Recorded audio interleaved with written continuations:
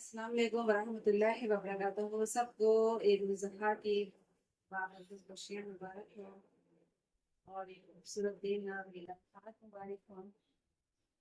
मैंने आप लोगों से बस ये गुजारिश करनी थी थोड़ी सी कि बहुत देखने में ये आया और मैंने खुद भी देखा और मैंने बहुत मुझे हैरत हुई देखकर कि देखिए ना, ईद की कुर्बानी में गरीबों का भी तो हक है। अगर गरीब खुद पैदल चलकर आपके घर आ जाते हैं तो आप कम से कम उसे अपने घर के दरवाजे पे लाइन तो करना लगवाएं।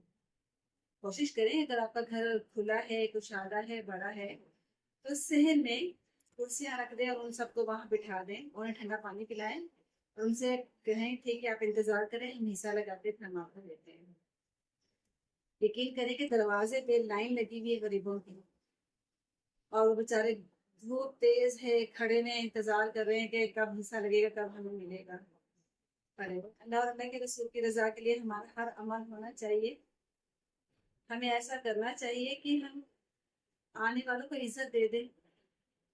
ये बहुत बड़ी बात होती है कि कोई आपके पास आता है मदद के लिए या ठीक है भी कुर्बानी हो रही है तो आप हमें भी हिस्सा दे दें, तो उसको कम से कम इज्जत तो दीजिए।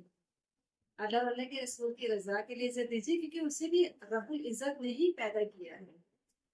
ये अलग बात है कि किसी को अल्लाह ने इतना दे रखा है, इतना दे रखा है, बेतहाशा दे रखा है, तो इसमें उसकी आजमाइश है।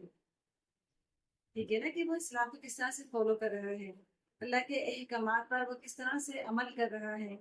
अल्लाह ने बहुत देकर आजमाइश उसके लिए भी रख दी और बहुत ना देकर उस गरीब के लिए भी आजमाइश रख दी कि ये सबर में रहता है कि नहीं रहता है, ये मेरी नाशुक्री तो नहीं कहीं करेगा, ये शुक्र अदा करता है कि नहीं करता है हर हाल में मेरा।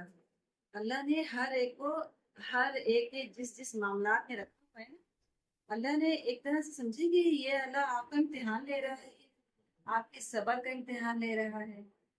आप इस्लाम के दायरे में रहते हुए जिंदगी गुजारते हैं कि नहीं गुजारते हैं, आप अल्लाह का शुक्र हर वक्त करते हैं कि नहीं करते हैं।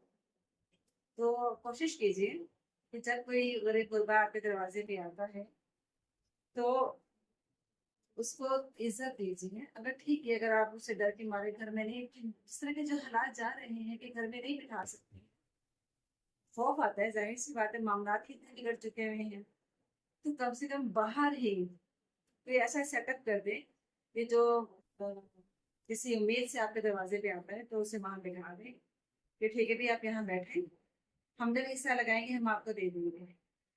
ठीक हो गया, उसे ठंडा पानी पूछ लें, रजा इलाही के लिए पूछ लें। ऐसा तो ना करें कि गरीबों की लाइन लगी हुई है आपके दरवाजों पे और आप लोग दिखा रहे हैं, दूसरे लोगों को दिखाओ यहाँ कितने लोग आते हैं मांगने के लिए, हम कितना कितनों को देते हैं, हम कितने गुंडा परवर हैं।